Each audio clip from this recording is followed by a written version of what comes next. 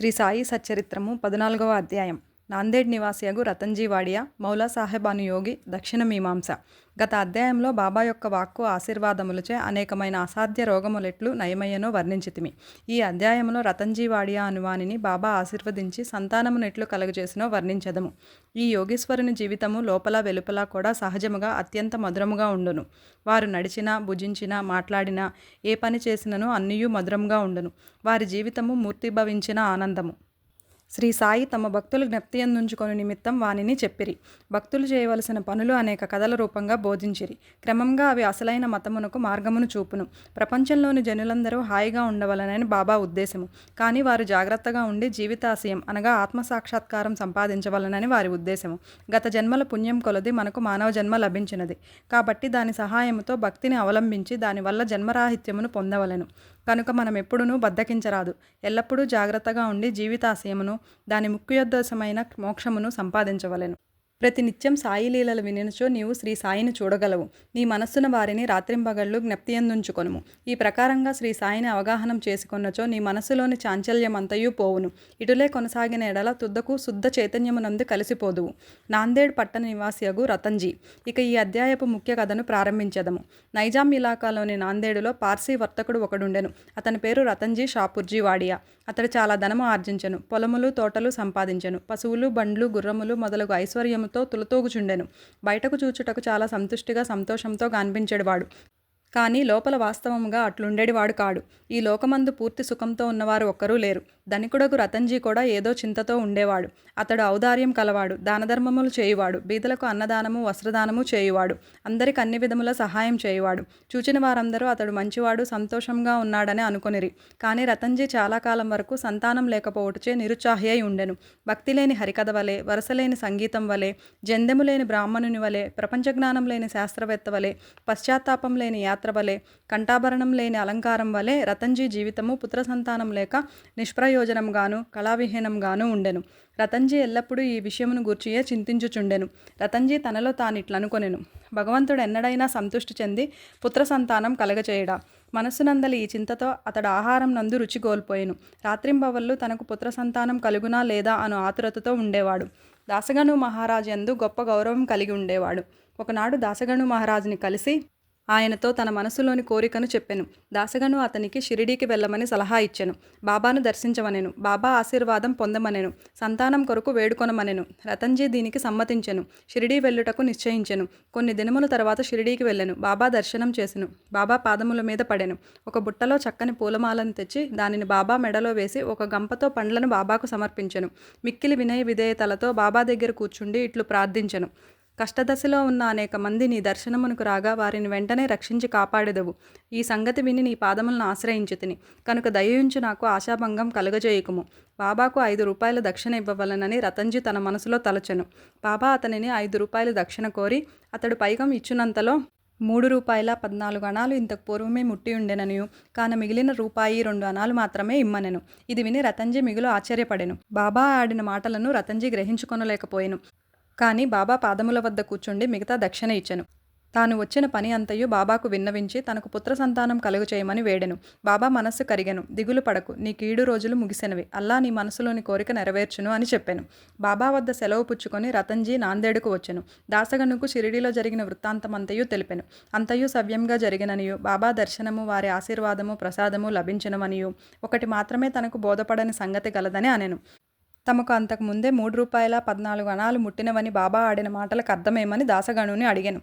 ఇంతకు మునుపు నేనెప్పుడు షిరిడీ వెళ్ళి ఉండలేదే. నా వల్ల బాబాకు రూపాయలు ఎట్లు ముట్టెను? అది దాసగనుకు కూడా ఒక చిక్కు సమస్యగా తోచెను. దానిని గురించి కొంతసేపు ఆలోచించెను. కొంతకాలం పిమ్మట అతనికే దాని వివరమంతయు తట్టెను. మౌలా సాహెబ్ అను మహాత్ముని రతన్జీ అంతకు మునుపు సత్కరించిన విషయం జ్ఞాపకం వచ్చెను. నాందేడులో మౌలా సాహెబ్ గురించి తెలియని వారు లేరు. వారు నెమ్మదైన యోగి. రతన్జీ షిరిడీ పోవ నిశ్చయించగానే ఈ మౌలా సాహెబ్ రతన్జీ ఇంటికి వచ్చెను.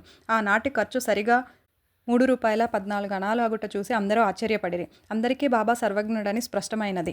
వారు షిరిడీలో ఉన్నప్పటికీ దూరంలో ఏమి జరుగుచుండెనో వారికి తెలియచుండెను. లేనిచో మౌలా సాహెబ్కి ఇచ్చిన రూపాయల సంగతి బాబాకెట్లు తెలియగలదు? వారిద్దరూ ఒకటే అని గ్రహించిరి. దాసగను చెప్పిన సమాధానముకు రతన్జీ సంతృష్టి చెందెను. అతనికి బాబా యందు స్థిరమైన నమ్మకం కలిగెను. భక్తి హెచ్చాయెను. కొద్ది కాలం పిమ్మట అతనికి పుత్ర సంతానం కలిగెను. ఆ దంపతులు ఆనందమునకు మితి లేకుండెను. కొన్నాళ్లకి వారికి 12 సంతానం కలిగిరి. కాని 4 మాత్రమే బతికిరి. ఈ అధ్యాయం చివరన హరివినాయక్ సాటే అనువాడు తన మొదటి భార్య కాలం చేసిన పిమ్మట రెండో వివాహం చేసుకొనినచో పుత్ర సంతానం కలుగునని బాబాయ్ ఆశీర్వదించిన కథ గలదు. అట్లే రెండో భార్య వచ్చిన పిమ్మట వారికి 2 కుమార్తెలు కలిగిరి. అతడు నిరుత్సాహం చెందెను. కాని బాబా మాటలెన్నటికీ అసత్యములు గానేరవు. మూడోసారి అతనికి కొడుకు పుట్టెను. ఇట్లు బాబా వాక్యము నిజమైనది. అంతనతడు మిక్కిలి సంతుష్టి చెందెను. దక్షిణ మీమాంస. దక్షిణ గురించి క్లుప్తంగా చెప్పి ఈ అధ్యాయం ముగించెదము. బాబా తమను చూసుటకు వెళ్ళిన వారి వద్ద నుండి దక్షిణ పుచ్చుకొనుట అందరికీ తెలిసిన సంగతే. బాబా పకీరైనచో, వారికి దేనియందు అభిమానం లేకున్నచో వారు దక్షిణను ఎందుకు అడగవలను, వారు ధనము నేల కాంక్షించవలను అని ఎవరైనా అడగవచ్చును. దీనికి పూర్తి సమాధానం ఇది. మొట్టమొదట బాబా ఏమీ పుచ్చుకొనేవారు కారు. కాల్చిన అగ్గిపుల్లలను జాగ్రత్తగా పెట్టుకొని జేబులో వేసుకొనేవారు. భక్తులను కానీ తదితరులను కానీ బాబా ఏమీ అడిగేవారు కారు. ఎవరైనా ఒక కాని 2 కాసులు కానీ ఇచ్చినచో వాటితో నూనె, పొగాకు కొనేవారు. బీడీ కానీ చిలుము కానీ పీల్చేవారు. రిక్తహస్తములతో యోగులను చూడరాదని కొందరు 1 కానీ 2 కానీ పైసలను బాబా ముందర పెట్టేవారు. ఒక కాని ఇచ్చినచో బాబా జేబులో ఉంచుకొనేవారు. అర్ధన అయినచో తిరిగి ఇచ్చేసేవారు. బాబా కీర్తి అన్ని దిశలకు వ్యాపించిన తర్వాత అనేక మంది బాబా దర్శనముకై గుంపులుగా రాచొచ్చరి. అప్పుడు బాబా వారిని దక్షిణ అడుగుచుండెను. దేవుని పూజయందు బంగారు నాణెం లేనిదే ఆ పూజ పూర్తి కాదు అని వేదం చెప్పుచున్నది. దేవుని పూజయందు నాణెం అవసరమైనచో యోగుల పూజలో మాత్రం ఏల ఉండరాదు? శాస్త్రములలో కూడా ఏమని చెప్పబడినదో వినుడు. భగవంతుని, రాజుని, యోగిని, గురుని దర్శించుటకు పోవునప్పుడు రిక్తహస్తములతో పోరాదు. నాణెము కానీ డబ్బు కానీ సమర్పించవలెను. ఈ విషయం గురించి ఉపనిషత్తులు ఏమని ఘోషించుచున్నవో చూచెదము. బృహదారణ్యకోపనిషత్తులో ప్రజాపతి దేవతలకు, మానవులకు, రాక్షసులకు దా అను అక్షరమును బోధించెను. ఈ అక్షరం వల్ల దేవతలు దమ్మమును అవలంబించవలనని గ్రహించిరి, అనగా ఆత్మను స్వాధీనమందుంచుకొనుట. మానవులు ఈ అక్షరమును దానముగా గ్రహించిరి. రాక్షసులు దీనిని దయ అని గ్రహించిరి. దీనిని బట్టి మానవులు దానం చేయవలనని నియమం ఏర్పడినది. తైత్తరీయోపనిషత్తు దానం మొదలగు సుగుణములను అభ్యసించవలెనని చెప్పును. దానం గట్టి విశ్వాసముతోనూ, ధారాళముగాను, అనుకువతోనూ, భయంతోనూ, కనికరంతోనూ చేయవలెను. భక్తులకు దానం గురించి బోధించుటకు, ధనమందు వారికి గల అభిమానమును పోగొట్టుటకు, వారి మనములను శుభ్రపరచుటకు బాబా దక్షిణ అడుగుచుండెను. కానీ ఇందులో ఒక విశేషమున్నది. బాబా తమ పుచ్చుకొనున్న దానికి 100 రెట్లు తిరిగి ఇవ్వవలసి వచ్చుచుండెను. ఇట్లా అనేక మందికి జరిగెను. దీనికి ఒక ఉదాహరణము. గణపతిరావు బోడస్ అను ప్రముఖ నటుడు తన మరాఠీ జీవిత చరిత్రలో గడియకు బాబా దక్షిణ అడుగుచుండుట చేత ధనముంచుకొని సంచి తీసి బాబా ముందు కుమ్మరించితిననియు, దీని ఫలితంగా ఆనాటి నుండి తన జీవితంలో ధనమునకు ఎట్టిలోటు లేకుండాననియు రాసెను. ఎల్లప్పుడూ కావలసినంత ధనం గణపతిరావు బోడస్కు దొరుకుచుండెను. బాబా దక్షిణ అడిగినప్పుడు ధనమే ఇవ్వనక్కర్లేదన్న అర్థం కూడా పెక్కు సంఘటనల వలన తెలియవచ్చుచున్నది. దీనికి 2 ఉదాహరణములు. 1. బాబా 15 రూపాయలు దక్షిణ ఇమ్మని ప్రొఫెసర్ జీజీ నార్కేన్ అడగగా అతడు తన వద్ద దమ్మిడి అయినా లేదనెను. దానికి బాబా ఇట్లనెను, నీ వద్ద ధనము లేదని నాకు తెలియను. కానీ నీవు యోగావాసిష్టం చదువుచున్నావు కదా, దాని నుంచి నాకు దక్షిణ ఇమ్ము. దక్షిణ అనగా ఇచ్చట గ్రంథము నుంచి నేర్చుకొనిన విషయములను జాగ్రత్తగా హృదయంలో దాచుకొనమని అర్థము. 2. ఇంకొకసారి తర్కడ్ భార్యను 6 రూపాయలు దక్షిణ ఇమ్మని బాబా అడిగాను. తన వద్ద పైకం లేకుండాటచే ఆమె మిగులు చిన్నబోయెను. అప్పుడు అక్కడే ఉన్న ఆమె భర్త బాబా వాక్కులకు అర్థం చెప్పెను. తన 6 శత్రువులను అనగా కామ, క్రోధ, లోబాదులను తమకు పూర్తిగా సమర్పించవలనని బాబా భావమని అతడు తన భార్యకు వివరించెను. దానికి బాబా పూర్తిగా సమ్మతించెను. బాబా దక్షిణ రూపముగా కావలసినంత ధనం వసూలు చేసినప్పటికీ దానినంతయు వారు ఆనాడే పంచిపెట్టుచుండిరి. ఆ మరుసటి ఉదయమునకు బాబా మామూలు పేద పకీరగుచుండెను. 10 సంవత్సరముల కాలం వేల కొలది రూపాయలను దక్షిణ రూపంగా పుచ్చుకొనెనను. మహాసమాధి చెందునాటికి 7 రూపాయలు మాత్రమే వారి చెంత మిగిలెను. 1000 ఏళ్ల బాబా దక్షిణ పుచ్చుకొనుట భక్తులకు దానమును, త్యాగమును నేర్పుట కొరకే. దక్షిణ గురించి ఇంకొకరి వర్ణన. బీవీ దేవ్ టానా నివాసి, ఉద్యోగ విరమణ చెందిన మామలతదారు, బాబా భక్తుడు. దక్షిణ గురించి ఆయన శ్రీ సాయిలీలా మాసిక్ పత్రికలో ఇట్లు రాసి ఉన్నారు. బాబా అందరినీ దక్షిణ అడుగువారు కారు. అడగకుండా ఇచ్చినచో ఒక్కొక్కప్పుడు పుచ్చుకొనేవారు, ఇంకొకప్పుడు నిరాకరించువారు. బాబా కొంతమంది భక్తుల వద్ద దక్షిణ అడుగుచుండెను. బాబా అడిగినచో ఇచ్చేదమనుకుని వారి వద్ద బాబా దక్షిణ పుచ్చుకొనేవారు కారు. తమ ఇష్టమునకు వ్యతిరేకంగా ఎవరైనా దక్షిణ ఇచ్చినచో బాబా దానిని ముట్టేవారు కారు. ఎవరైనా దక్షిణ తమ ముందుంచినచో దానిని తిరిగి తీసుకొని పొమ్మనుచుండిరి. బాబా అడిగేడు దక్షిణ పెద్ద మొత్తములు కానీ, చిన్న మొత్తములు కానీ, భక్తుల కోరికలు, భావము, వసతి పట్టి ఉండును. స్త్రీలు, పిల్లల వద్ద కూడా బాబా దక్షిణ అడుగుచుండెను. వారు అందరూ ధనికులను కానీ, అందరూ బేదలను కానీ దక్షిణ అడగలేదు. తాము అడిగినను దక్షిణ ఇయ్యని వారిపై బాబా కోపించి ఉండలేదు. ఎవరి ద్వారానైనా భక్తులు దక్షిణ పంపినచో తెచ్చిన వారు దానిని మరుచునప్పుడు వారికి దానిని గూర్చి జ్ఞప్తికి తెచ్చి ఆ దక్షిణను పుచ్చుకొనువారు.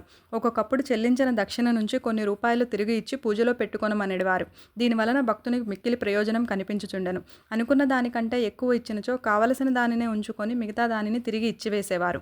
ఒక్కొక్కప్పుడు భక్తులు అనుకున్న దానికంటే ఎక్కువగా ఇవ్వమనుచుండేవారు. లేదనిచో ఎవరి వద్దనైనా బదులు పుచ్చుకొని గాని అడిగి తీసుకొని గాని ఇవ్వమనుచుండిరి. కొందరి వద్ద నుంచి ఒకే రోజు 3-4 సార్లు దక్షిణ కోరుచుండిరి. దక్షిణ రూపంగా వసూలైన పైకం నుంచి బాబా కొంచెం మాత్రమే చిలుమునకు దునికొరకు ఖర్చు పెట్టుచుండిరి. మిగతా దానినంతయు పేదలకు దానం చేయుచుండెడివారు. 50 రూపాయలు మొదలు ₹1 వరకు ఒక్కొక్కరికి నిత్యం దానం చేయుచుండువారు. షిరిడీ సంస్థానంలో ఉన్న విలువైన వస్తువులన్నీయు రాధాకృష్ణమాయి సలహాచే భక్తులు తెచ్చి ఇచ్చిరి. ఎవరైనా విలువైన వస్తువులు తెచ్చినచో బాబా వారిని తిట్టెడివారు.